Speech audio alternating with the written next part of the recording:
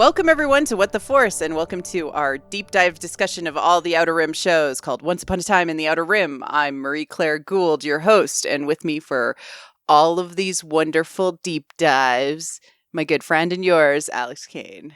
Thanks for having me back. You're always welcome back, Alex. Today we are discussing the Book of Boba Fett, Episode 6, From the Desert Comes a Stranger. Written, once again, by Jon Favreau, and with staff writer credit now, Noah Clure? I'm pronouncing it that way. And, of course, directed by Dave Filoni, the cowboy-hatted one. We cover all of these Star Wars show from a very meta-mythical and connotative lens. And just to remember to like and subscribe on your podcast app of choice or on YouTube, just to keep up to date with all of these shows and our regular What the Force shows, which we will be getting back to once Book of Boba Fett is all complete. All right, Alex, get into the summary. Alrighty. This episode begins with the return of Timothy Oliphant as Cobb Vanth, Marshal of Freetown, where The Mandalorian's second season began. The Pike Syndicate's operations have come to his doorstep now, and he pulls his blaster and kills a handful of them. Vanth leaves one survivor, telling them to stay out of his territory or suffer the consequences. Elsewhere, Din Djarin flies to a hilly, verdant world seen mostly in Phil Shostak's art books for the sequel trilogy films. It appears to be the site of the burning temple glimpsed in The Last Jedi. Mando parks his N1 starfighter beside a peaceful stream and is greeted by none other than R2-D2. "Hello, friend," he says. "I'm looking for Skywalker. I came to see the kid, Grogu." Ant droids scavenge the surrounding forest for rocks and carry them single file to a clearing. They're erecting a stone hut at the top of a flattened hill. R2 shuts himself down before Mando finds anyone else, and the ants build him a bench made of bamboo as if to say, "Patience." In the woods nearby, Luke and Grogu meditate.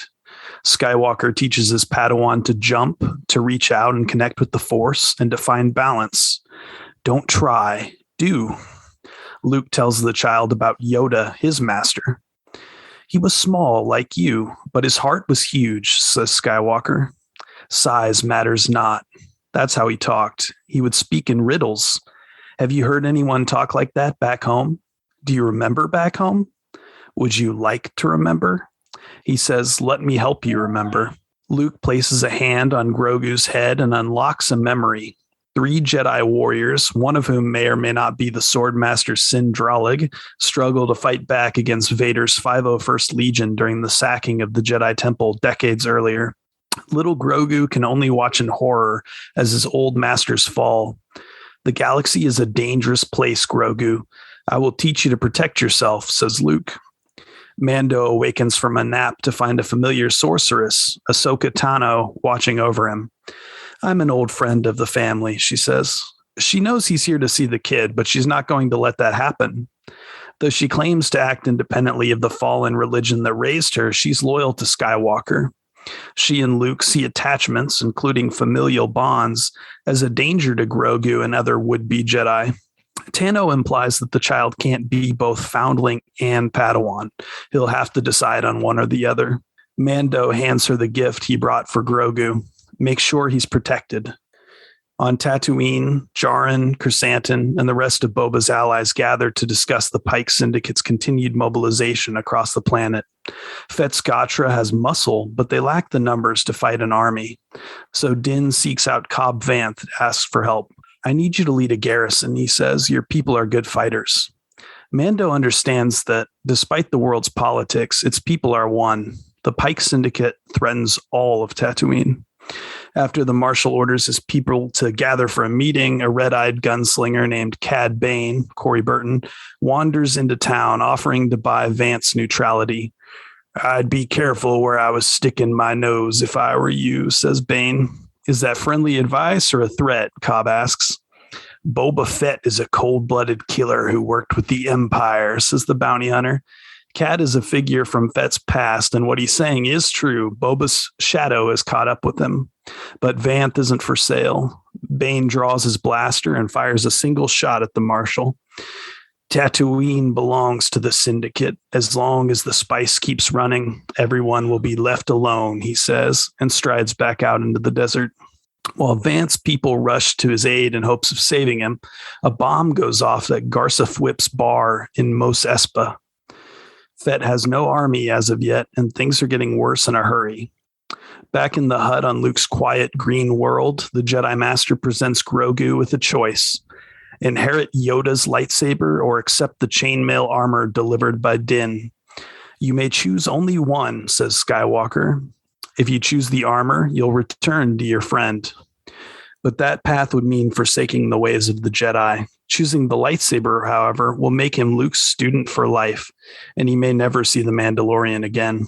Mm-hmm. Stressful cliffhanger. Yeah, it was. Okay, so I don't think I've seen something this controversial in a really long time in Star Wars. Because there are people who love everything Star Wars and still had a complaint, who are very positive about Star Wars all the time, and still had a complaint about having it named Book of Boba Fett and having less than a minute of screen time for the main character of the show in episodes for the last 2 weeks. Yeah, we've reached a point now where he's been absent for almost a third of the series, basically. Yeah. That's weird. Yeah. And then there are people who are very critical of Star Wars and have been since maybe the Rise of Skywalker, who really, really enjoyed this episode and, got caught up in what the show was doing and how it felt. And for the most part, I've seen a lot of people very much react to specifically how the Jedi are presented in this episode through Ahsoka being Jedi adjacent-ish, certainly purporting the dogma, and Luke and how he's behaving. It's a complex episode that, to me, feels very confused in what it is trying to say and dissonant. And so, yeah, I struggle with it because I'm caught up in the absolute execution of some very beautiful work, especially to the visual effects artists. But I struggle with what it's trying to do psychologically because it didn't seem clear to me, and that's where you're getting a lot of the confusion. And if the method of the direction and the statement of the story is not very clear, you're going to get confusion within the audience. All right, Alex, how was it for you? For me, it's one of those things where the spectacle and the sort of Star Warsiness of it all charmed me quite a bit. And I was very taken with the effect of Luke Skywalker being present for a lot of the episode. I was not really a fan of the effects for Luke in Mando season 2. Here I bought it. I loved seeing R2 get more personality than he got for maybe most of the sequel trilogy. I think that on its own as like a standalone short story, if you want to call it that, there's a lot to love. I think the dissonance comes from the fact that Luke Skywalker had a very unorthodox, very willy-nilly, loose training as a Jedi Knight. His sort of path from Knight to like Jedi Master happens sort of off camera in comic books and video games and things like that. And here we see him be fairly strict, very sort of Yoda, Mace Windu, Ki-Adi-Mundi, so maybe one of the more extreme members of the Jedi Council. Yeah. Of the Republic era. Yeah. So I think even, the people who are typically pretty positive about 98% of Star Wars, they do point out that this doesn't necessarily feel like the Luke that they know in a lot of ways. And I think that, maybe 5 or 6 years have passed. But I think that there's validity to the idea that Filoni is kind of, and Favreau, like that whole squad of writers and creators, like they're kind of treating Luke a little more like gravely, or like they give him this piousness that Luke Skywalker doesn't really have most of the time. I don't know, but as a a thing with Mando and Grogu, great. I missed Boba. I thought, I was like, there's no way they're gonna have so little of Boba like they did last week, but they did, and that kind of sucked. But I think if this was season 3 of Mandalorian, I would be saying a bunch of nice things about it. Like I really did love seeing the visuals and Grogu training, like all that's great. But yeah, I don't know what Ahsoka was doing there. Yeah, that was weird. It is a completely valid complaint. Literally, there is consumer protections against, hey, you told me I was getting a book of Boba Fett, and and suddenly there's a Mandalorian chocolate bar inside of this book of Boba Fett chocolate bar. Like, I made the joke, like, I ordered an O. Henry and you gave me a Kit Kat. Like, like that's the kind of thing. Like, that's a completely valid complaint for people, that they thought they were getting one thing and then suddenly something was slipped in there 3/4 of the way through, and they don't know really what to expect now, because expectation setting with storytelling is absolutely key. Again, this goes back to my point I made last episode, which is if they just named it an overarching story, like this is the Tales of Camelot, or the Tales of the Outer Rim, or the Tales of the Mandalorian, they could get away with this, but you gotta make the complaint because it is confusing some of the audience. And some of the audience are literally normie Star Wars fans who are just along for Grogu, are like, I was watching this show and now I don't know what's happening and I'm confused. Like, it's not good to do this, generally speaking. But I was kind of expecting it after Mandalorian season 2, so I'm no longer surprised and it can no longer hurt me. Just because of the confusion, and how much I've been enjoying at least the storytelling this season. And I know that it is rough and confused and weird, like how it goes back and forth and it sometimes doesn't even know what it's trying to say overall as a cohesive message. I mean, we have to wait until the end to actually understand that, of course, but right now it seems confused. And if I'm confused as one of the biggest Star Wars fans that people will have ever met, everybody else is confused about what is the point of this season? What are they trying to do? I don't think we've had an answer to that yet. Clearly, in the thesis statement of Book of Boba Fett, why? Why this story, which is always my biggest complaint. Why was this story important to tell?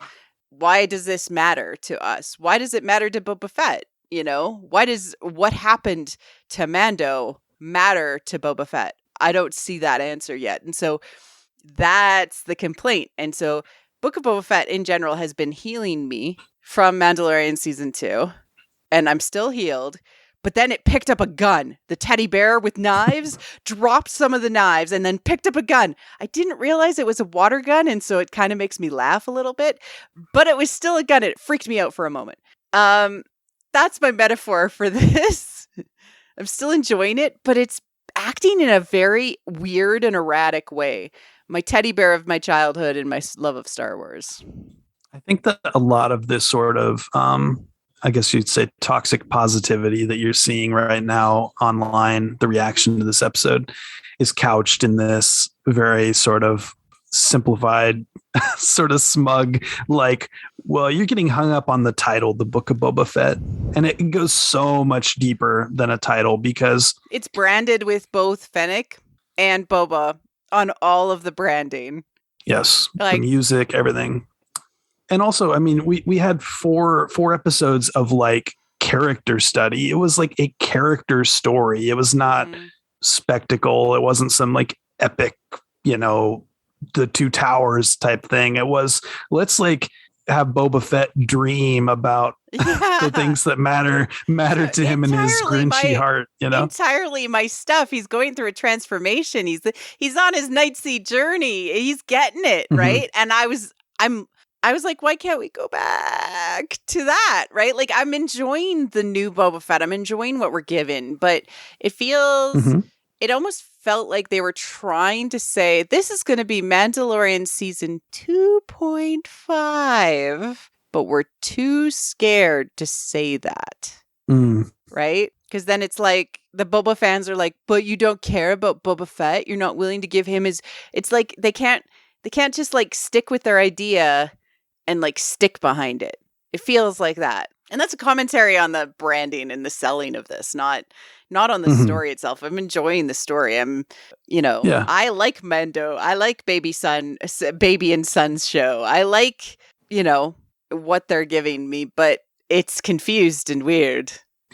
It feels from the outside looking in like you had a 6-part Boba Fett miniseries and then, or maybe, or 5-part or whatever. And it feels like some sort of powers that be, some sort of corporate intervention happened. And they're like, we've got to get Baby Yoda in there. We've got to get Mando in there. And it really does feel like they're like, here, like just inject this episode or these 2 Mando season 3 episodes into the show. Smooth out the edges however you have to make it work. But, we got to get Baby Yoda in there. And like, again, I love all that stuff. But yeah, you set up like all these characters and all these expectations and this arc and the stuff with Tuskens and, the mods. And, they're sort of in the episode for like 5 seconds. And then, and you've got the mayor's major domo standing there for some reason. Yeah, he's making a joke, but okay. So 2 last points. I've time boxed this so we're not complaining about this too long or discussing the thing. We gave ourselves a few minutes to get it out of us before we deep dive into the episode and what it did for us and kind of the things we saw. But 2 last points. It feels like the show doesn't trust its own brand. And so again, to your point, didn't feel powerful enough without the Mandalorian and Baby Yoda and that central core plot that is driving a lot of the core interest in this property overall, right? You can only get Baby Yoda merch right now. So, hey. And then the second point that it kind of feels like if the showrunners don't care about the main title character, why are we supposed to care about the conflict at the end? This is all supposed to be through the lens of Boba Fett. And unfortunately, and I forget who the person was, they said on the internet, doesn't it feel like everything is third person? Like there's no main character, even though Boba is supposed to be the main character. And I commented sarcastically, like, that's what you get when you're playing with action figures. The main character is the person playing with the action figures. And I've commented how in the past, the show feels very action figure like, where you're voicing over the voices of the action figures because of how Mandalorian is played by, stunt doubles. Many of the characters are digitally created or otherwise. And that doesn't allow you to emotionally resonate with a main character and feel a deeper connection with the story like the original trilogy did. And, you can have like Rey off on an island and you can have Finn and Rose on the casino planet and you can have Poe and Leia on, the big Mon Calamari ship, or you can have, Luke and Han and Leia split up doing different things. But like when you've got 4 40-minute on average episodes of like Boba Fett doing Boba Fett things. And then like episode 5, you decide to like take a huge 180 or whatever, and then just keep turning and turning further and further away from Boba in the 6th episode. It's just, it's not like Game of Thrones where you actually do have multiple protagonists. It's like, this was set up as Boba, let's get in touch with Boba and figure out what his path is. And for those that are just not in denial about how stories and titles work, it does create whiplash for some. Yeah. Right? And all that being said, I really enjoyed like what was given to me. I really liked it. I enjoyed it way more than it had right to give me joy. I have to say, like, that's how I feel. I really, really enjoyed some of the things that presented, but it absolutely is presented in such a very specific way that if it's purposeful, it's brilliant. If it's unpurposeful, it's harming to Star Wars. So we'll get into that. Okay. Yeah. We start out with Cobb, which shocked me. I was like, we're going back to Cobb? Okay. It was a nice surprise. Yeah. I love Timothy Oliphant ever since Deadwood. So every time I see him, I'm like, oh my God, I love you. I always associate him with Scream 2 for some reason, because I saw that when I was really young. Never saw Deadwood, but I love him. Dude, if you love Cobb Vanth, you need to go see Deadwood. Yeah. Yeah. I always thought Justified looked kind of fun too. I think he was the main character in that. He does Westerns so well. Like, just, yeah.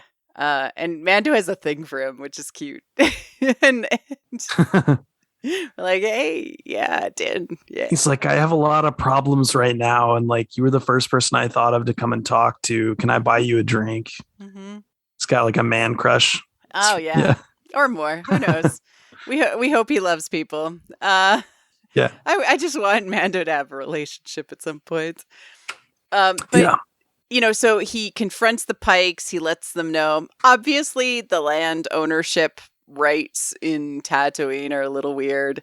But he points out that, like, you know, Mos Pelgo's land, no Pikes running spice. I have a general question for you. Mm-hmm. Is there spice on Tatooine? I don't think that we know what its actual origin is. However, watching this episode, I was thinking maybe it comes from those black melons, like somehow. Oh, that's interesting.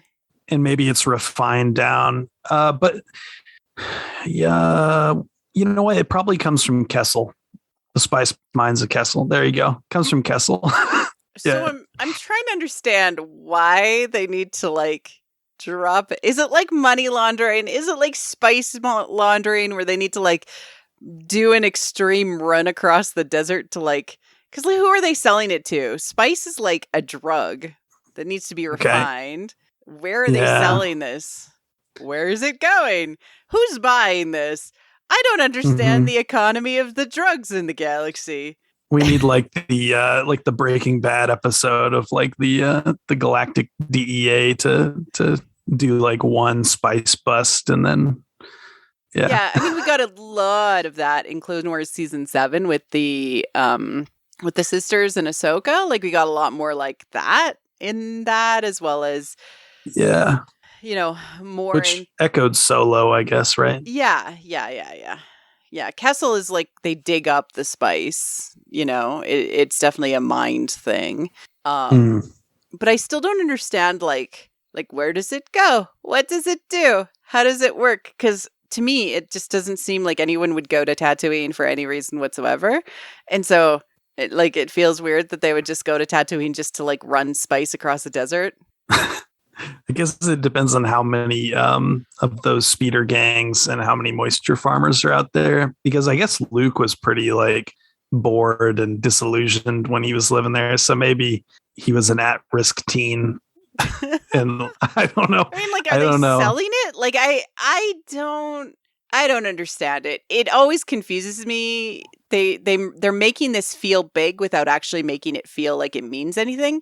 One episode of the Clone Wars that actually made they were on Mandalore, I think, and then they were selling the juice that was tainted and making people sick, or like the pop that made people sick. They actually showed us like the effects of that in the story and like made it be like, we're doing this because then we can sell the cheap pop and make all the money. Wah! But this I don't see. I'm like, okay, spice.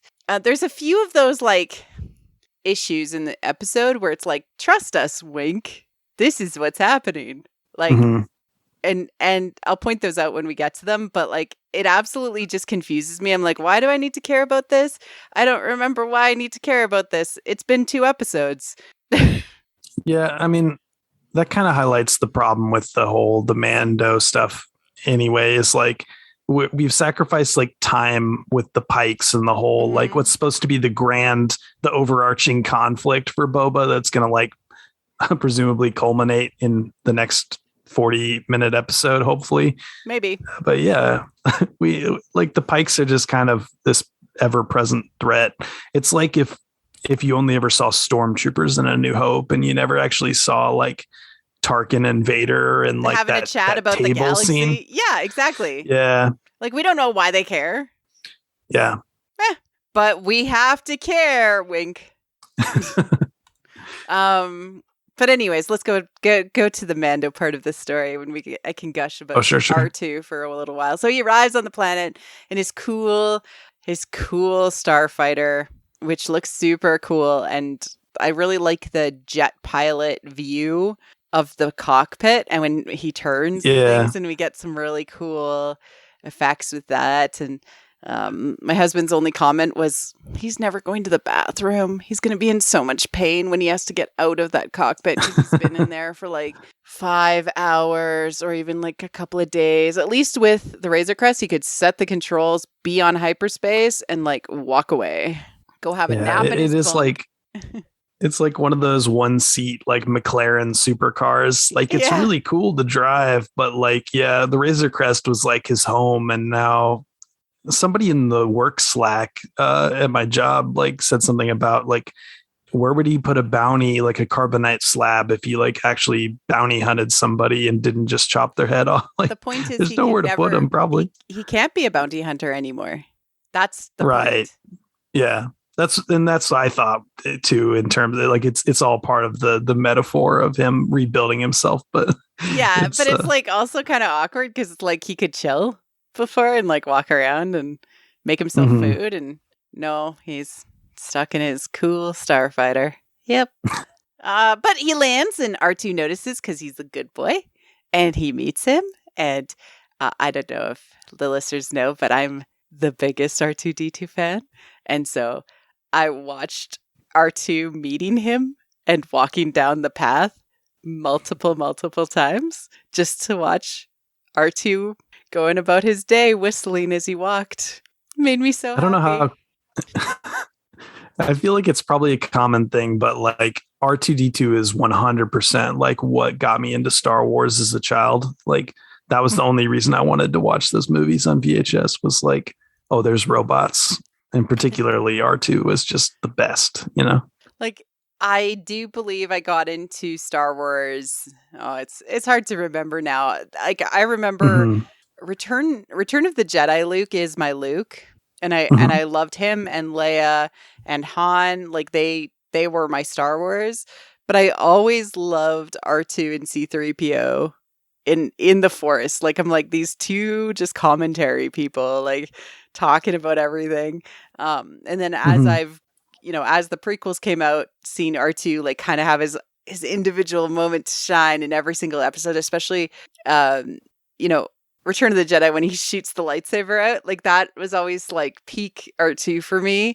So just seeing him and, seeing the droid builders that now get to still utilize him makes me so happy on such a fundamental level. And he was not out of place at all with this idea that he was like, I got work to do. Luke says build the temple. And so he seemed to be working with the spider-like droids, which we got to see kind of appear, which was freaky, especially like Din, who has a fear of droids. It's like, that would be kind of freaky. And he's like, so I got to talk to Luke. I got to talk to the Jedi. And R2's like, oh, this is going to take a while. I'm just going to go to sleep like an old man. I love him so much. And so they build him a seat, a bench. And he's like, is this a bench? How long is this going to take? Yes. It was very mysterious and cool. Kind of like, it reminded me a lot of the scene in The Matrix when Neo goes and meets with the Oracle. Yeah. Just kind of that vibe. Like you're doing things and I don't really understand why, but it's cool. Yeah, everything has sort of a churchy significance to it, or like monk-like significance, kind of like the caretakers on Octo. Yeah. Similar to that. Yeah. Or like you're going to a Buddhist temple and they show you to the pond to, stare at the water, or like the Zen garden to look at the sand, and you're like, I have to meet, and it's like, no, you don't understand. You have to meet with them when they're ready to meet with you, or when the universe says it's ready, or whatever. Yeah, it felt very cool. Yeah, it's a very like Zen concept for the scene, that they're like picking up these rocks out of the forest and like neatly laying them, and it's just like, oh, that's how that was accomplished. Like, cool. It's very Star Warsy, like the merger of like technology and nature in like a harmonious way, and not like, we're gonna dig up the earth and make war machines. It's very different. I don't know. Yeah and laying the rocks so that they fit and that they almost look like the Jedi huts on Octo too. Like it kind of had that feel too, which I thought was really cool too. And so Mando goes and has a nap, which honestly, after flying in that starfighter, who can blame him? And we go to Grogu training with Luke, where they are meditating. Yeah, which looked so cool. And we get this cool scene where he tries to grab a frog, and every time he tries to grab a frog, he's hungry. And this is like a natural thing. And like Grogu very much represents sort of a Buddha-like figure, like Yoda sort of represented a Buddha-like figure, very laughing Buddha who speaks in riddles. And so Grogu is also that sort of version of, a character or a religious symbol in some ways. And like Luke gets mad at him, sort of. And Grogu. Yeah, right? And then kind of shows him up with lifting all the other frogs up out of the That moment is water. Interesting, yeah. A little weird. What did you think of that? And he used his mechanical hand, which I thought was really interesting. Yeah, something about the mechanical hand caught my eye too, and I don't remember what it was, but yeah, I made a note about the like, why does he lift all the frogs, as in like I don't remember if it was just like, so is he showing talking off, or he's not talking to like, explain anything, so it's confusing to the audience and probably to Grogu, being like, look, I can do it too. Like, was it supposed to be hey, I finally mastered that trick of lifting the ship out of the water because I can do that with the Force? Or is this like, I'm showing you up and kind of being a jerk? Am I showing you like the fruitlessness of what you're trying to do and getting not focused? Like, oh, look how cool I can be. You can be this cool too. I don't get it. It is kind of like one of those little Zen koans or whatever, where you do want to kind of chew on this and think about it, because it's like you've got this one little material desire, we're going to get into the whole attachments thing in a little bit. and like he's got this one momentary, like, I want to go to McDonald's and get some French fries thing. He's got this frog craving in the moment. He's distracted. He's like, I want that. I don't want to train. I don't want to listen to Luke or meditate or find balance. I want to eat this frog. And Luke's kind of like, see the big picture, like hunger in the moment is not that important or whatever. Like, we're trying to get in touch with the living force and do Jedi things. And I don't know. I don't want to give him too much credit, but I mean, I think there's meaning there. But it's like, it would have helped if he had explained it. Say anything, like say anything at all. Yeah. If this is, Lucas said Star Wars is for 12-year-olds, and that scene is not something a 12-year-old is going to grasp. Just like at 7 years old. I honestly think most 12-year-olds like me think that Luke is mean. Yeah. Oh, yeah. Yeah. I think he's a little mean in this episode. And yeah, I mean, there's moments in Star Wars that take years and years to grasp, but like, yeah, this was definitely, it was a weird choice. It was weird. Yeah. Weird moment. And then he's like, let's go for a walk. And so the walk is cool because like Grogu can't keep up. And so he keeps on lifting him to walk forward. And he's talking about Yoda and his remembrance about Yoda and what he meant to him. Yeah. And I'm like, oh, Luke, are you attached to somebody? Like, because he goes and causes Grogu pain to try and see if Grogu can remember Yoda or Yoda-like species. Yeah. It like, so he unlocks the memory of Order 66 happening, which is like, and so it's a huge can of worms. Definite like Bean Dad vibes. Like, does this guy know like he's never been taught how to be a teacher. He's never been taught. Yeah. He's a farm boy, and he's like, you know what I'm gonna do with my like 3 weeks of training to be a Jedi? I'm gonna teach others. I love Luke so much, but like, yeah, it's so weird. Some weird choices in this episode, and like, I mean, I like to give the benefit of the doubt and be like, he's just trying to unlock memories in general, but it goes straight to the most traumatic Order 66, like, you know, massacre sequence of and yeah, maybe that's Vader's all Grogu troops remembers, maybe, but like Grogu's communicated what he remembers. He's like, I was at the temple and then I don't remember things. It's like, oh, the temple. Oh, I know. But who knows? Luke didn't go to school. I don't know. There's some headcanons out there that he's illiterate even, right? Because he never read the Jedi texts. Like, yeah. Like, where are we at? I don't know.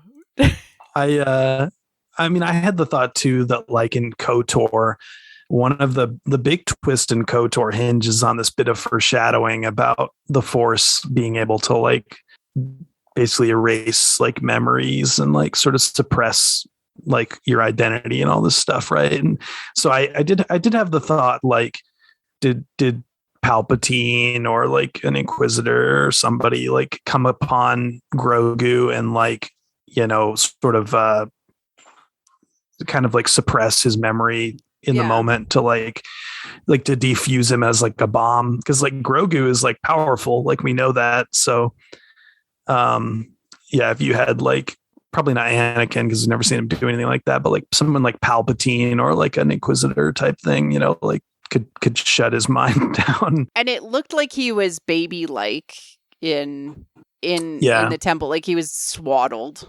Yeah, right? It wasn't like he's like regressed a whole bunch. It was pretty much like it seemed to be the same Grogu we know. Yeah. Yeah, he's tiny. But Luke is like, he wakes up later like, dude, where was I? I passed out. And Luke's like, the universe is a dangerous place. The galaxy is a dangerous place. I will teach you to protect yourself. Okay, dude. It's like Carrie's mother from Carrie. It's just, everything he says comes off as weird. I'm like, what? Like, being a Jedi, I'm going to get it into balance in a moment, but being a Jedi is about protecting others. It's about using these powers for others, not for yourself. And everything that that Luke talks about Yoda, talks about Grogu, it's all very self-interested. It's very interesting. And so purposeful, if it's purposeful, it's trying to set up like where Luke is at in the sequels, or like, you know, where we're going to, or why he makes the mistakes, why he fails with Ben. Like, okay, I get it. You're laying it on real thick. But it doesn't seem to like have any of the outward love that we got to see in Return of the Jedi.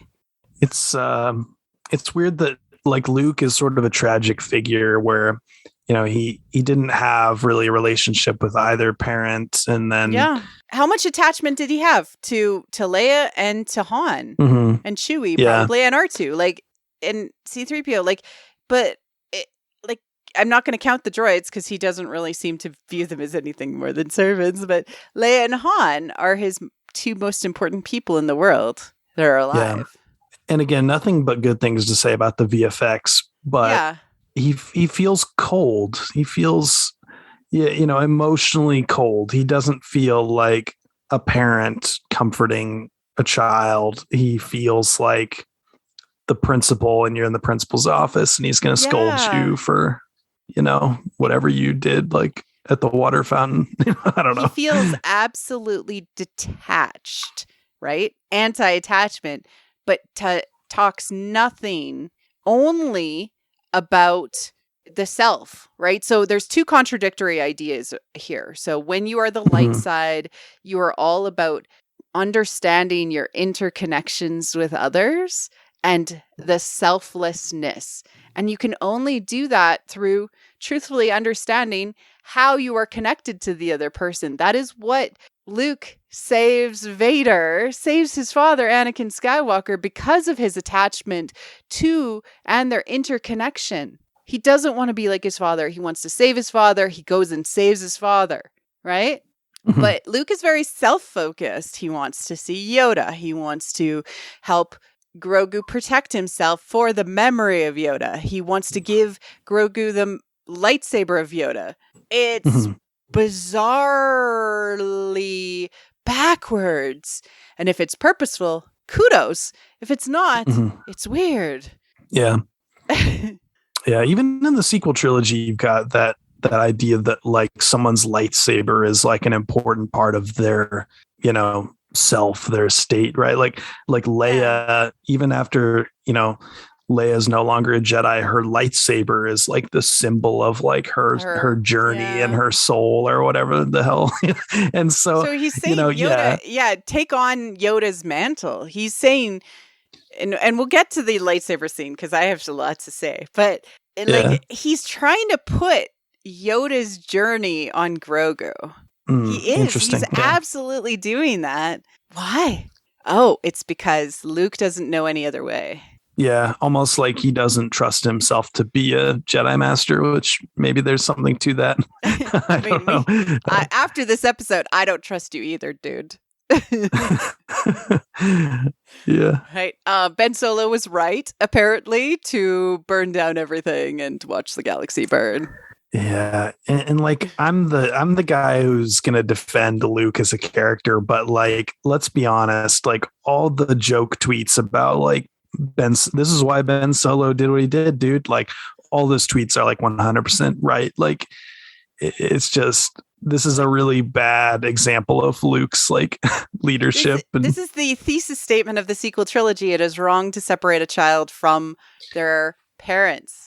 And it is the thesis statement of why Anakin fell down to the dark side, the separation, the original sin of Star Wars, which is separating the boy from his mother. Yeah. And we've said since our Mandalorian discussions that we think that Filoni and Favreau are conscious of that and that Grogu is like how they're fixing that. But like, we'll see. Yes. We'll see. That damn cliffhanger. So we have Mando hanging out on his bench and approaches Ahsoka, which I feel very awkward with appreciating Rosario Dawson in the character because I don't know what to think about her. I stand with my trans friends that feel very awkward about her and also feel hurt whenever she's on screen. I am an ally of them as they do. And so I'm struggling with the concept of this actress playing this character. Plus, I'm struggling with how out of character Ahsoka generally feels compared to the character that I fell in love with in Clone Wars and Rebels. And I know that she's grown. Yeah. There's been time, but it feels really weird that and I know Filoni's like, oh, don't look too much into what she said, and I'm no Jedi and all of that stuff. And yeah, there's a difference between sort of living an ethical and moralistic life and then also kind of repeating the dogma of the Jedi that pissed you off in the first place. Yeah. How do you feel about Ahsoka? I thought she felt more like Ahsoka in this one. But yeah, there's still the sort of Schrodinger's cat of like, are her and her family members, did they like commit hate crimes and things like that or whatever? That's uncomfortable, and it's just distracting. It's a distraction, you don't want to like be watching Star Wars and be like, I wonder if, because, that's just, if that turns out to be the case, yeah. You wouldn't want Ahsoka associated with bigotry and violence and things like that. So yeah, I absolutely find myself like trying not to look at her, which is hard when you're like forced to. I feel that like, even though I wasn't conscious of it when I was watching the episode, you say that, and I feel like I was really looking into Luke's eyes and not into her eyes and things like that. Like, I think unconsciously I was kind of just like, oh, that's Ahsoka. Like, let's just listen to what they have to say. I think that I've had a little bit of that as well, where I've just kind of like try not to look at her face. And weird, because she's going to have her own whole series, and that's going to be awkward. You get so much more of this, whatever this is. Yeah. The where everything's connecting. Yeah. Yeah. Mm-hmm. And in general, she seems kind of sarcastic and mean to Mando. Like, she doesn't seem charming and understanding like she was. Yeah. Like towards Kanan and Ezra. Yeah. Like, she's really great in Rebels. Father-son bond, even though they were Jedi and apprentice. She recognized that as a family in a way. Mm-hmm. And when Mando's like, like he's a foundling, I'm trying to give him what he is his due. Like, this is my way. I know how to treat him. Well, and she just kind of straight up questions him and says like, well, what if he's a Jedi? Like, it's this very this or that. And it's a false binary. Again, we have a false binary because we know historically there is an example of a Mandalorian Jedi. It is not impossible, right? And so this is like negative space of the both paths conversation, or what we've talked about for 2 seasons of The Mandalorian, which is that the core to a hero's journey or to a self journey is that you have to find your own path between what other paths are presented for you. Right. And John knows this. This is a core part of Campbell. Yes. I was going to say, like, the first time I read Power of Myth, like the first concept that you really walk away from Power of Myth with is like the idea that the world is dualistic concepts, and like, so godhood is therefore when you can transcend light and shadow and male female, like when you can get away from the binary thinking is where like God is, the force, whatever. Transcendence, your own path, because if you're walking somebody else's path, you're not on your own, right? And that's where the Yoda stuff comes in with the lightsaber. Right? It's like Luke keeps on trying to give him the Yoda path. And he's like, I'm not Yoda. Right? Little cute, absolutely adorable moment. So Din is holding the little package, which we discover, and has it little ears, like subtlety is for the week. But it's like he's playing with the little ear of Grogu, with the little, like, he plays with the little bow gently with his hand as he's talking to Ahsoka. It's adorable. Nice. I didn't catch that. Yeah. And so when that happened, I was like, oh my God. And you can hear Pedro Pascal's voice like break a little bit when she's like, well, are you going to stand in his way? Like, because as a parent, you're just trying to do what's right for your kid. I know when I sent my kids off to summer camp, I wasn't allowed to visit them.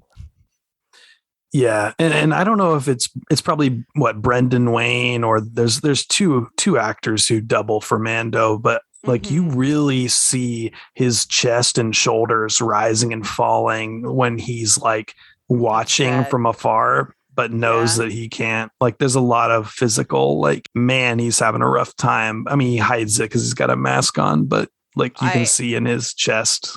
Yeah, I absolutely think that all the stunt double actors need way more credit.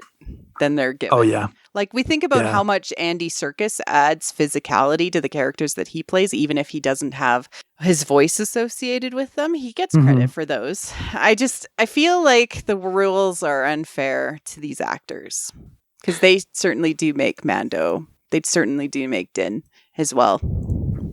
Yeah, it's kind of like a lot of different media. Like in the comics world, I think that writers historically get like all the credit, and then if somebody's like an inker or a colorist or a letterer, they get like a tiny percentage of that recognition. And I think animation, like you name it, like video games, they don't like the idea that it's like a huge collaborative effort. They like to have the Steve Jobs on the top of the pyramid who's like, he's the genius right there, look at that one. And it's easy to kind of go along with that narrative because it makes everything easy, Yeah, but I don't, especially in this case when the entire show is basically a live action figure that is being manipulated to show stuff. The physicality plays so much into the acting. Oh, yeah. Yeah.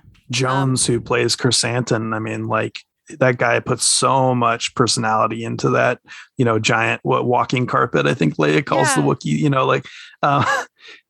like the character would be nothing without that performance. And the eyes do like so much for a lot of those characters.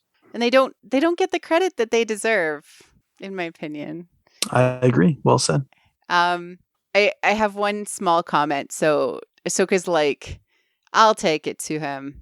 But then this sets up this whole like weird trap trick decision thing, right? And I just want to yell at Ahsoka and say, it's not yours to take. It's not. Yeah. This is not your job. Yes. You're overstepping your duties. So it's like she lied to Din, and then now Luke is then stealing from Grogu, basically. Yeah. Like it feels that's literally what happened. So weird. Why this doesn't feel light-sidey. This feels weird and off balance and odd. Yeah. Yeah. Yeah, I don't know. Like trigger warning, I guess, for like abusive parenting, but it made me think of like parents who will only pay for your college if you major in the subject that they want you to major in, like that kind of thing. Like it's like not love and support. It's you're going to do things 100% as I want you to do them, or I'm going to kick you out of the house and you can go live with your Mando buddy instead. Like it's pretty much the feeling, like it's very cold and un-Luke like if you really think about it. Yeah. And it's hard to like not think about it when you love Luke like I do. Yeah. Yeah. I just, it feels like his aunt and uncle talking to him and being like, no, you have to be a farmer. And it's like, no, you, Grogu, you have to be a Jedi. It's generational trauma that he's giving Grogu. That's so weird. And like every fan has spent, years or decades with Luke Skywalker, including Filoni and Favreau. And so like everybody kind of has like this very specific individualistic look at, he's a character that you can project onto, much like Ben Solo. You can kind of make the character who you want him to be in your head to some extent because he's, he's a hero with a, like a sword, and he does heroic things. And, he doesn't like spend a lot of time talking about like his inner life so much as like going on quests and things. And it just, it feels like somebody in the writer's room for this one, just, I don't know. It was like they were projecting prequel stuff onto Luke that doesn't fit him going to Dagobah and Yoda being like, Yoda, not far, let's have some stew and like, I'll make some jokes and speak in riddles. Like it's like Luke didn't grow up in a temple. Okay. Like, like why isn't he trying to convince Grogu to go to Tashi Station and pick up some power converters and then teaching him a lesson about the Force that way? Like he would try to lean on the things he knows. So he's trying to lean on things he doesn't actually know that well, which is also kind of weird. And through this next scene where he's talking about, feeling the Force, and they're like doing a training exercise, and he does the training remote, and he tries to get Grogu to jump, and Grogu gets shot, and I'm like, I swore at Luke so many times during this episode. I'm just like, you're terrible. You've never learned how to be a teacher. Why are you trying to teach? Because teaching is a skill. Oh yeah. Sometimes people are natural teachers, but like, it is something you have to learn. Definitely.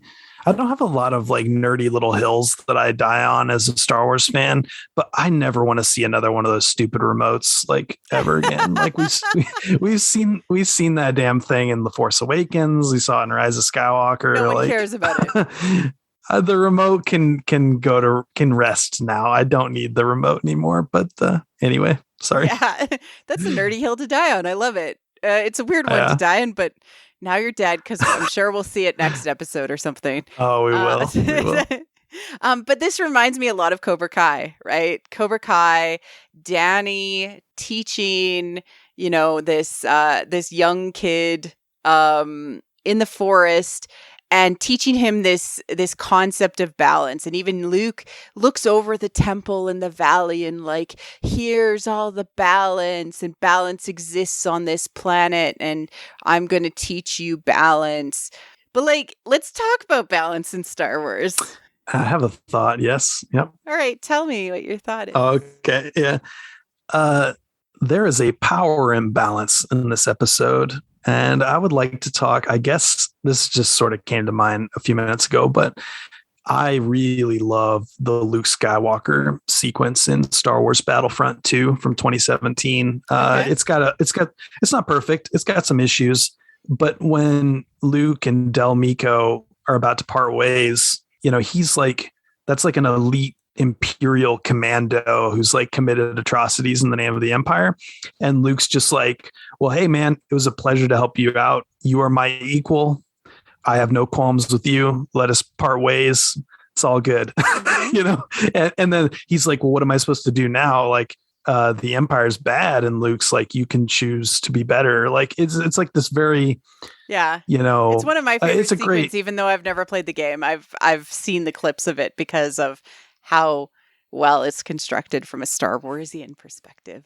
It's so good, and it feels so like the Luke we know and love from Return of the Jedi. Yeah. It really feels like Luke. And here, instead of like, we are just two parts of the same oneness of everything, like we are equals, here Luke is saying, Grogu, like, I am the master, you are nothing. I'm going to give you this ultimatum, and you choose red pill, blue pill. Like there's no, it's a huge power imbalance. And learn how to jump. You better learn how to jump. Yeah. I guess I was skipping ahead to the end of the episode on accident, but yeah, we'll stay. But even in the training stuff, he's like, you have to do this. You must be good at this. Right. Whereas I think of Daniel LaRusso training, training his protege in the woods, and it's done like with utmost care and love. And he's like, he leaves him alone to like practice his moves on a log, and then comes back and is like, well, what did you learn? It's like, balance is hard. You have to keep on working on it. And they talk about it. They talk back and forth about the meaning of balance. And to me, this makes me feel like they didn't have the words to express what they were actually trying to say. And so it comes off as weird, and like that Luke is like taking him to boot camp, and comes off way more Johnny Lawrence, like very like aggressive and like kind of mean. But like, okay, let's talk about balance in Star Wars. The best movie to watch if you're trying to understand balance, especially from like an ecosystem perspective, and like from a meta concept perspective, is The Phantom Menace. Ooh, I thought you were going to say something different. Nice. No, I'm not. The movie is chocked full of balance symbolism, right? You, the Gungans and the Naboo, exist in a symbiotic system. Mm-hmm. You are in balance. You come from below, they come from above, and you must work together. You are part of the same whole. Mm-hmm. Which is what Mando says to Timothy Oliphant, Cobb Vanth totally thought of that conversation when he was talking to Vanth. Yeah. Mando understands more about his own balance and where he's going because he's on his own journey. He's on his journey, is only for him, and he's getting there. He's balancing on this razor's edge towards where he's going. But you think about the Acto in, The Last Jedi, powerful light, powerful dark. Where's the powerful dark on the planet that he is building his temple? Interesting question. Yeah. It can only be Luke. Oh, okay. He is wearing black, and he is the son of Darth Vader, who is recently deceased. So, yeah, that's a good point. Where is the powerful dark on this beautiful planet that exists, quote unquote, in balance? Yeah. It's hard. This is a hard thing, but everything feels off about Luke. So is it on purpose? We can only ask. Right. And we have to wait for more story to actually discover. But I do think that it is interesting that Filoni especially would understand the importance of balance in Star Wars and what it means, and that The Phantom Menace shows the balance of Star Wars the best. Rewatch it with balance in mind as a thought, and you will get what George is originally saying. But it really goes into like how dogmatic he is presenting the world amongst this nature. Like, Grogu's just trying to eat. He's just trying to be like, I'm part of nature. I'm just eating when I'm hungry, right? That's a very Buddhist type. I'm just living the emotions, like especially the fat Buddha. He's just trying to live his emotions and feel his way. And Luke is all like order, strict, discipline, right? Not necessarily in balance with where Grogu is at. It's really interesting.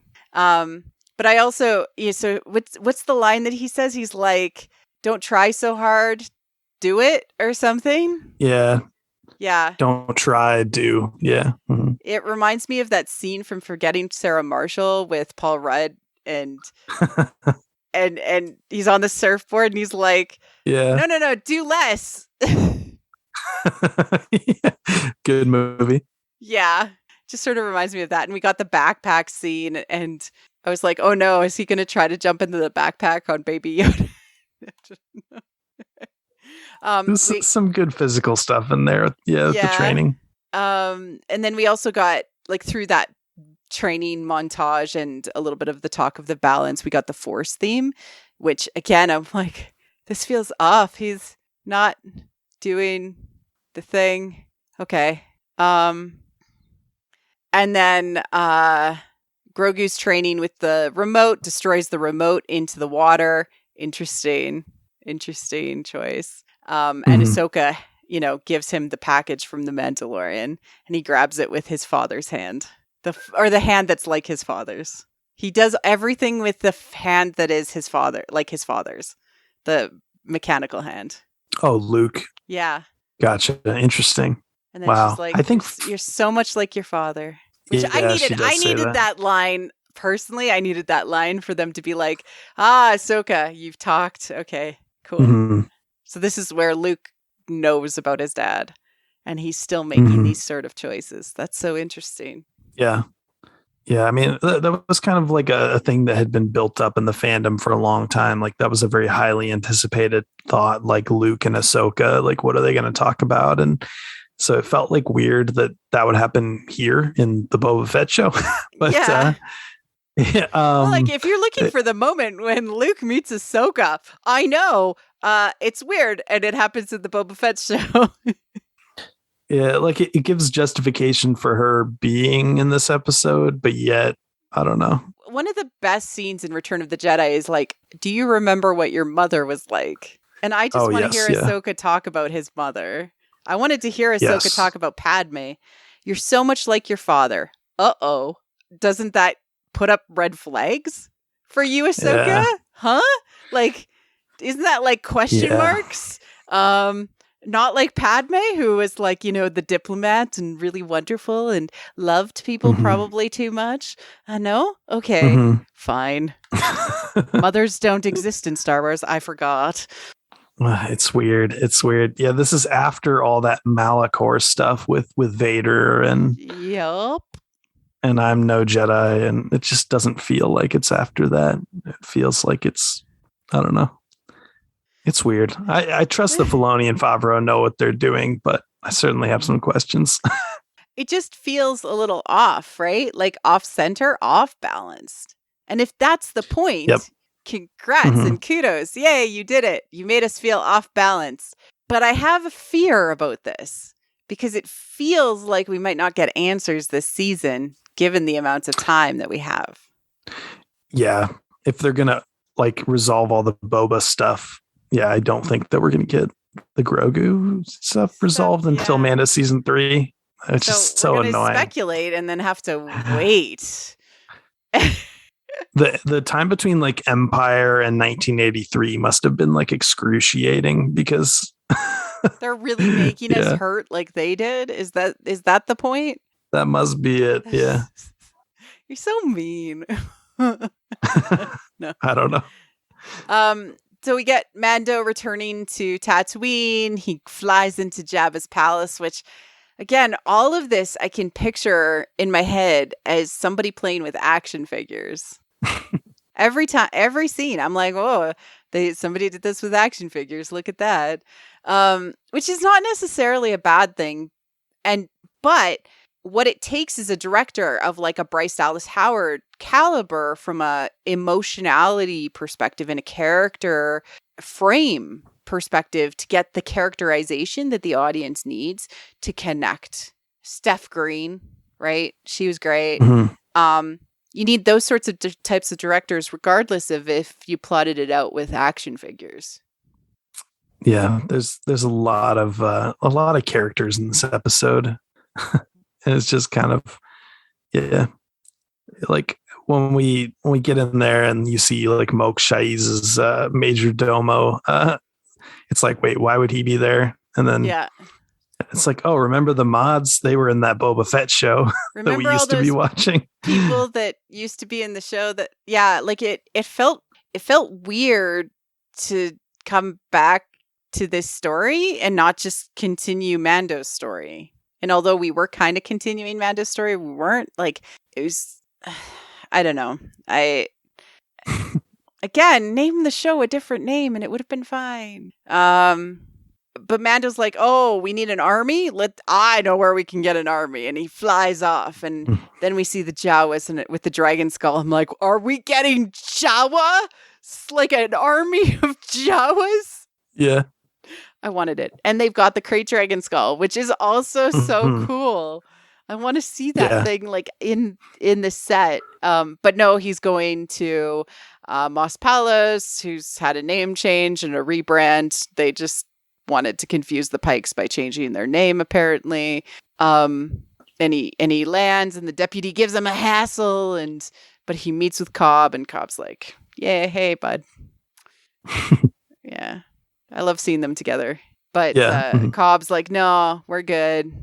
We'll stay out of this until, Mando flies away until we see a stranger emerge from the desert.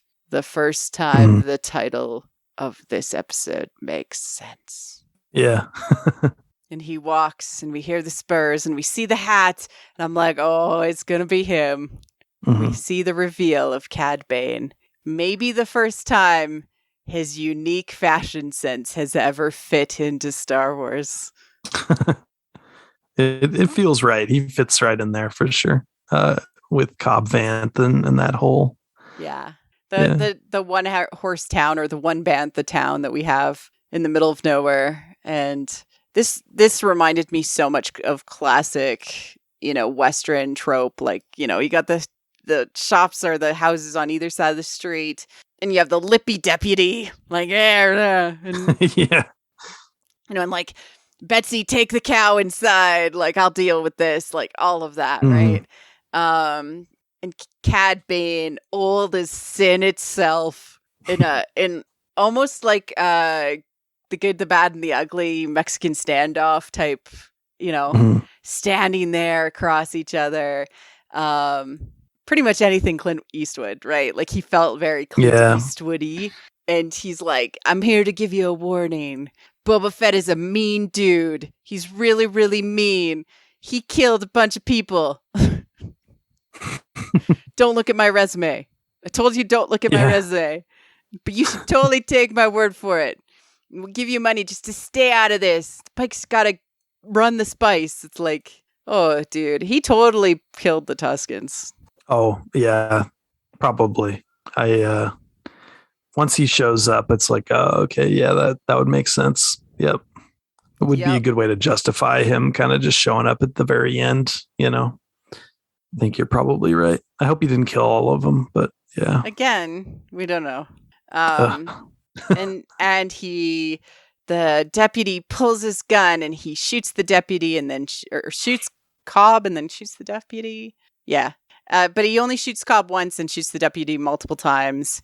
And if it is classic Western, not always one shot kills you.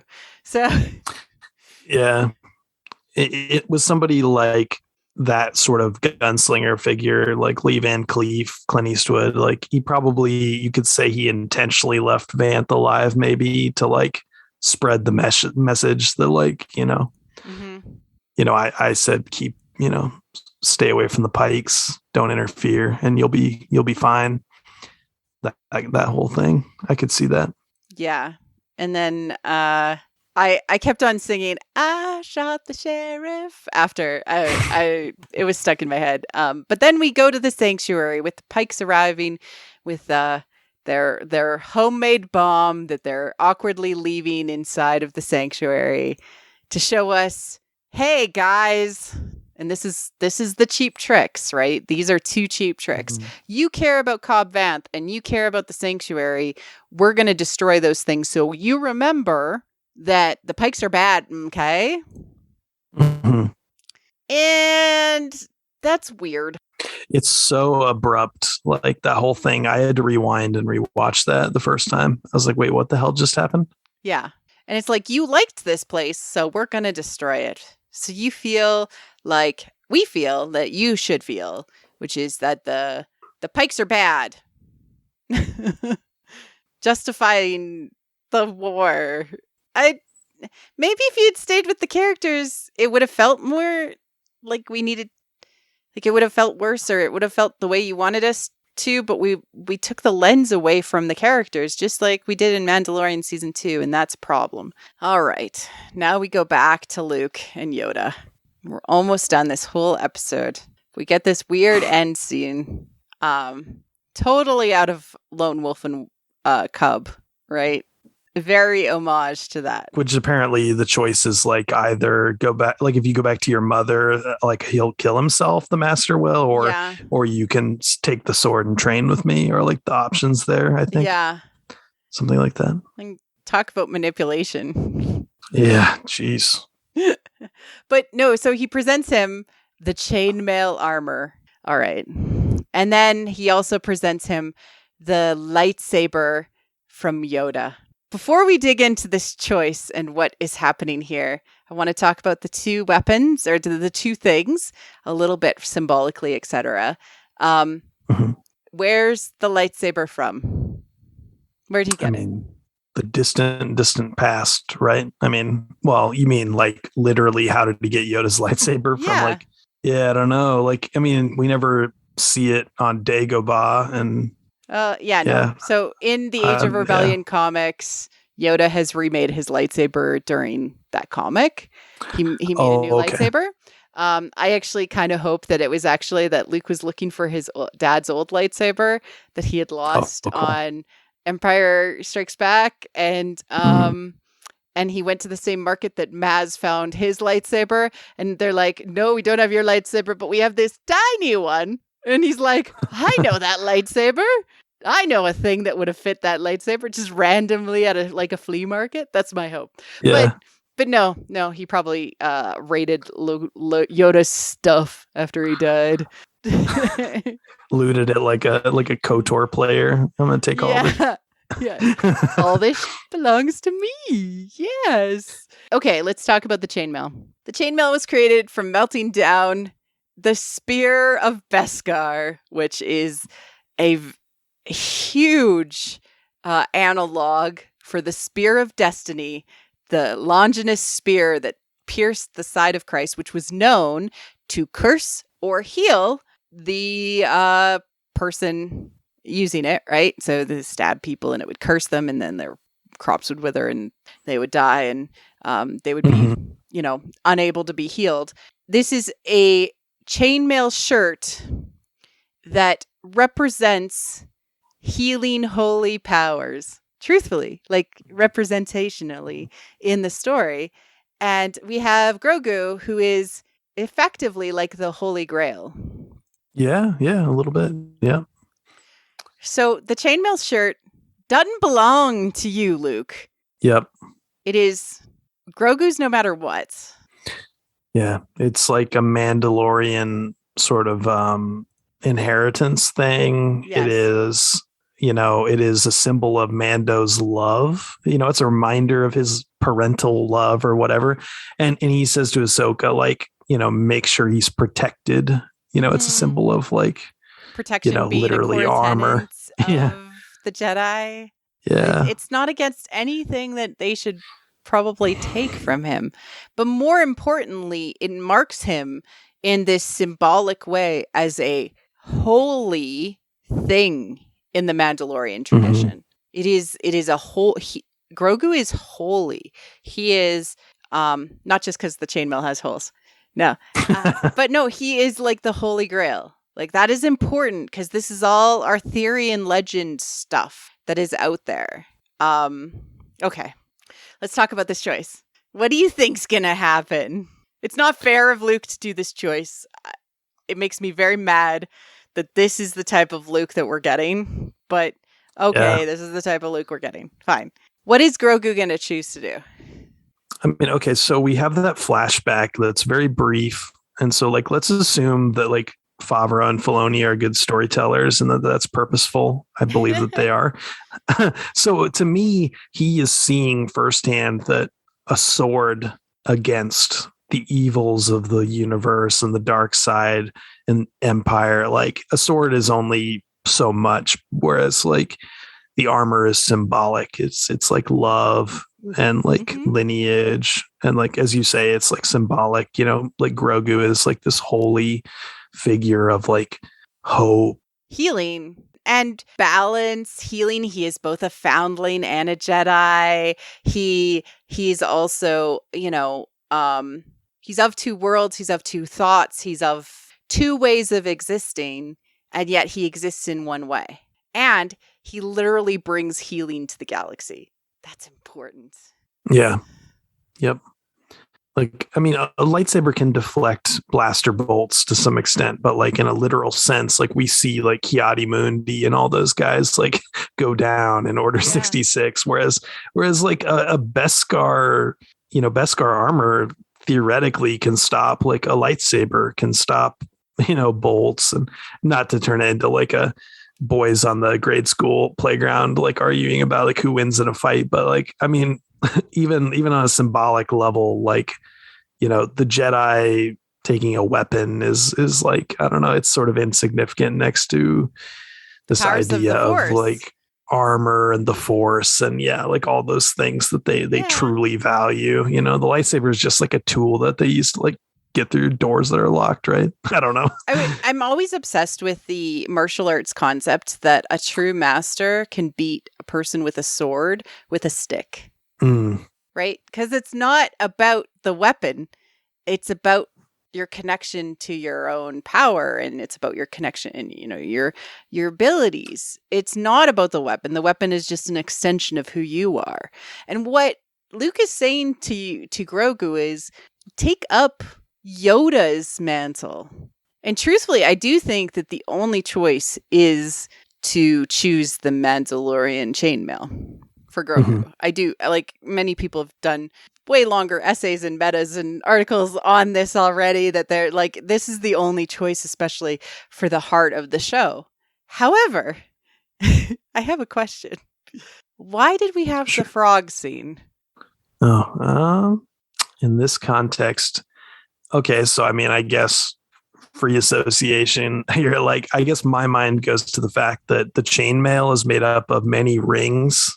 Yeah. And like the one frog would be like the one ring, but the whole suit of chainmail would be like the big picture again, like all the frogs and the I don't know. He's gonna show him that he can grab both at the same time and say, I can be both. I can do both, Luke. You're a fool. I am. I can be balanced. And then he's gonna like I don't know if we'll actually get to see this until Mandalorian season 3 or whatever, right? Right. But I think it would be really cool because it would lean into this idea of the middle path.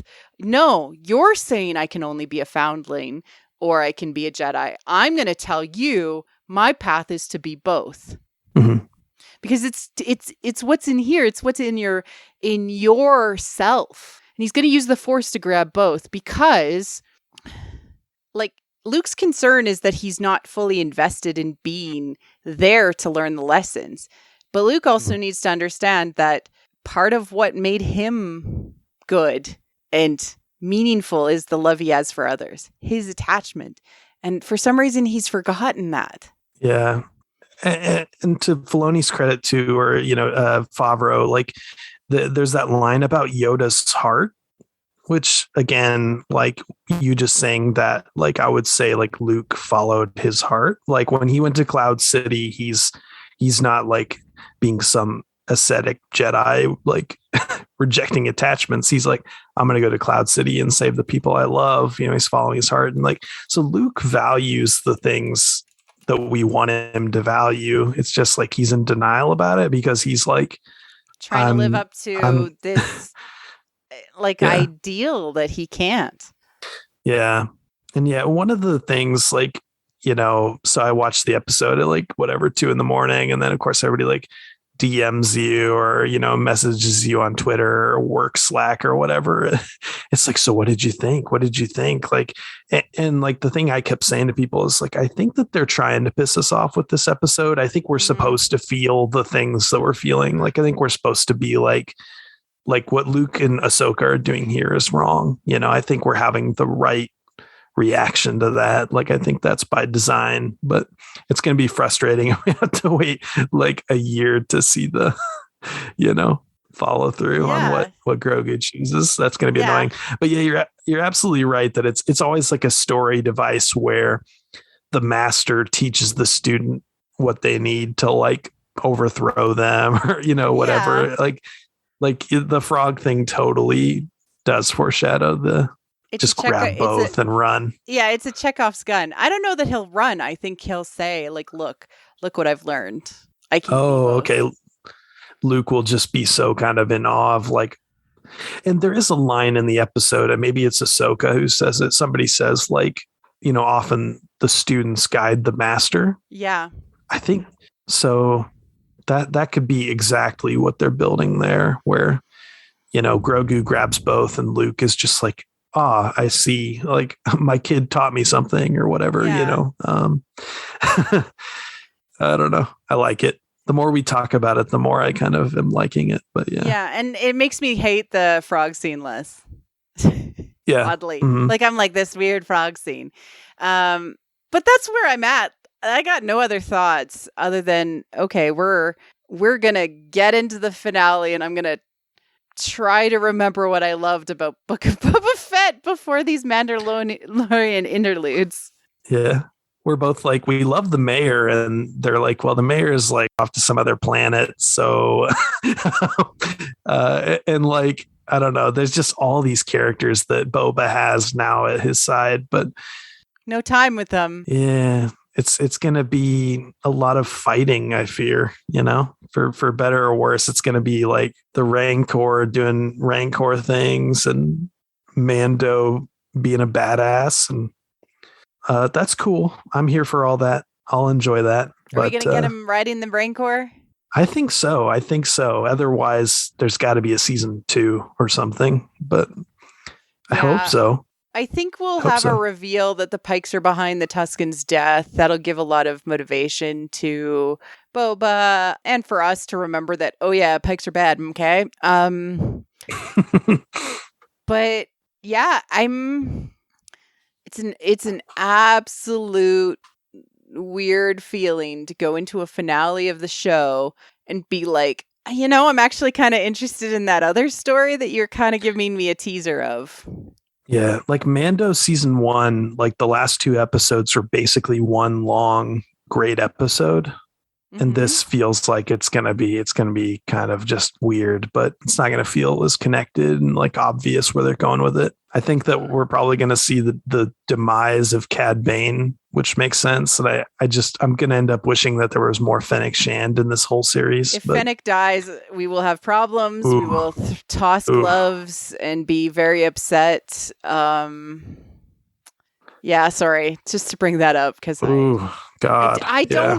I don't put it past Dave Filoni and Jon Favreau to kill a woman because it's convenient.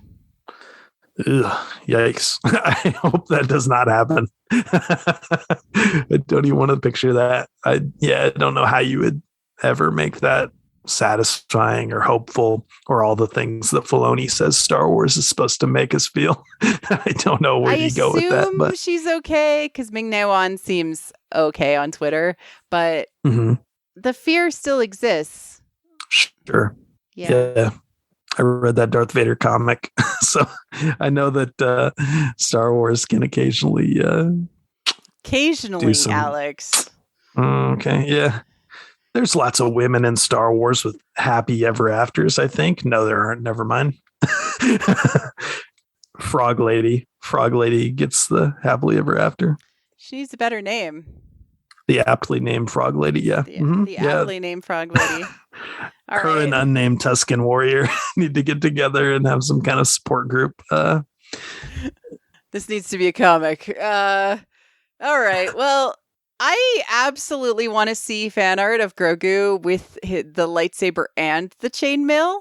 I haven't yet, and I'm incredibly disappointed with the internet. Was I the only one in existence that thought that he would grab both because of the setup of the frog scene?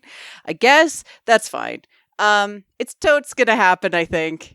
That or just the chainmail, but I think it's cooler, and I think the toys would sell better if he had chainmail and the lightsaber, so I feel like that's the answer. And the thing with Grogu is everyone is always underestimating him, right?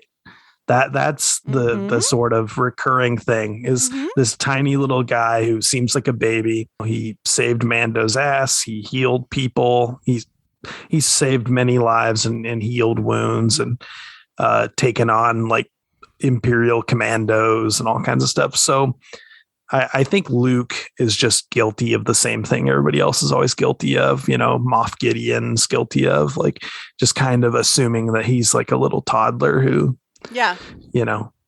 isn't going to grab both, Yeah. And I mean, go back to our Mandalorian season 1 and season 2 episodes if you're wondering like all of this stuff, but I'll briefly bring up that Grogu is the baby mythology of Star Wars that is being reborn under this new header, right?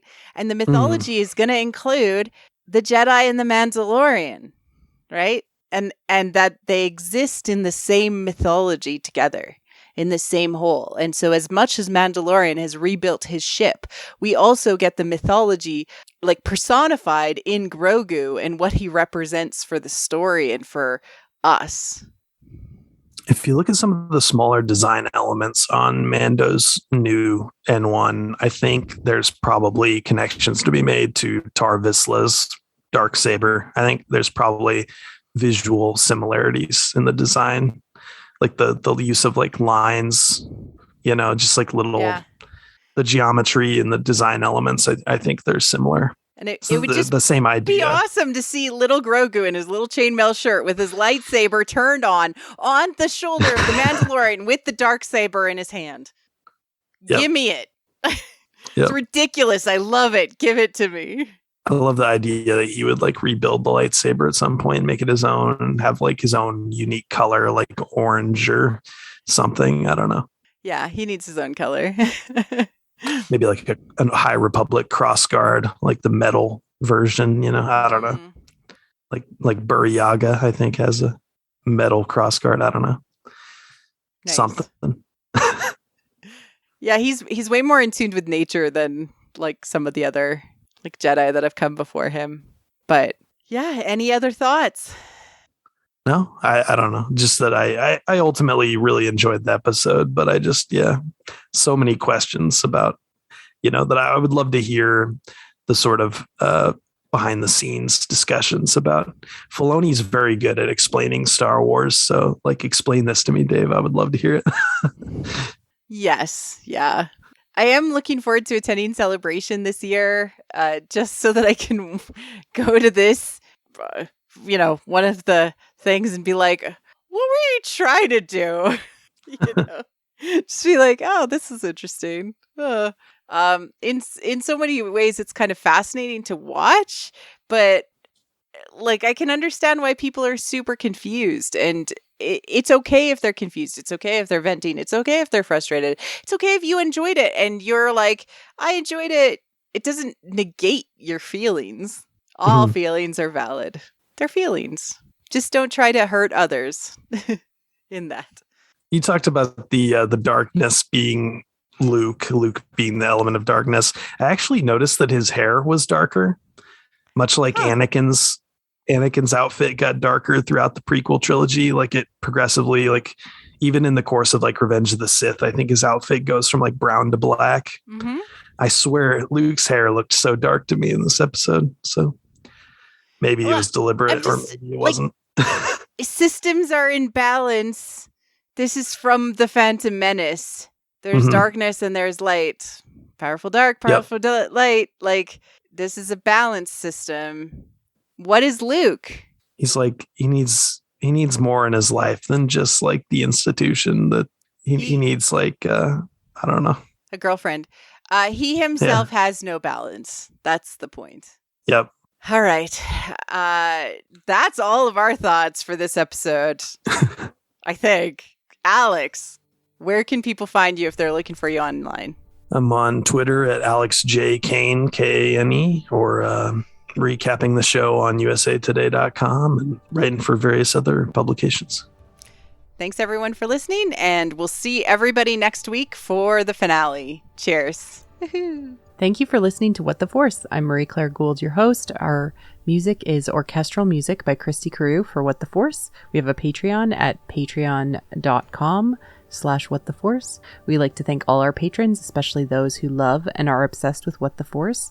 Brad, Melody, Night Huntress in Wild Space, Felicia, How Rude, Anna Perez, Macau Mom, Neil, James, Joe Allen D, Christian Luca, Josh Johnson, Scott C, and Susan. Make sure to like and subscribe on YouTube or leave a 5-star review on iTunes or other pod apps. It helps people find the show. Check out our other channel on YouTube or other podcast feeds, What the Fiction. You can connect with us on Twitter at WT Force Show, What the Force Podcast on Facebook, or our website, whattheforce.ca, or on our Discord. Links are in the liner notes. Feel free to reach out and start a conversation. Cheers.